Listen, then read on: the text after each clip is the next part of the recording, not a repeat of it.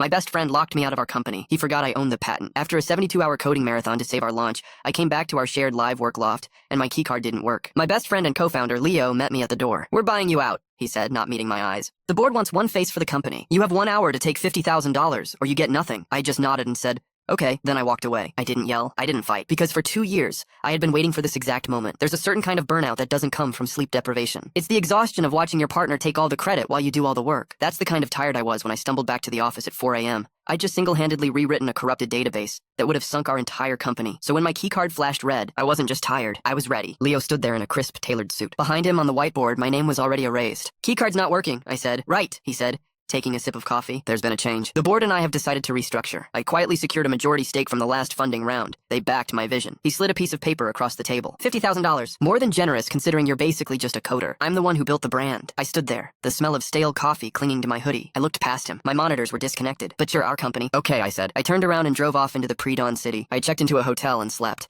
And while I slept, Leo celebrated. He posted on LinkedIn about the company's bold new direction and his singular vision. It got 500 likes. What he didn't know was that our company was built on a lie. Before we even incorporated, on my own dime, I went to a patent lawyer. I filed a patent on the core algorithm I'd been developing since college. My lawyer drew up a bulletproof declaration ensuring the intellectual property remained mine, not the company's. "A snake will always show its fangs," he'd said. "Let him make the first move." The next morning, I had a courier deliver an envelope to the office. Then I parked down the street and waited. 15 minutes later, my phone started ringing. It was Leo. He wasn't smug anymore. He was screaming, a full-throated, "I'm going to sue you into the ground" scream. The letter wasn't just a cease and desist. It was a notice that my lawyer had filed for an emergency temporary restraining order, informing him that his company was actively infringing on United States patent number 8,435,112. It included a detailed claim chart, mapping every key feature of our product directly to my patent. The letter also contained a settlement offer. I would be willing to license the patent to the company under one condition, that Leo sign over his entire 51% stake to me. For $1, the court granted the TRO, freezing all company accounts. The investors, faced with a worthless company that couldn't legally operate, forced Leo to the table. After a brutal but swift negotiation, he had no choice. 30 days later, I walked back into the office. I changed the locks myself. The company was mine now, really mine. He's still trying to spin stories online about how I stole our shared dream.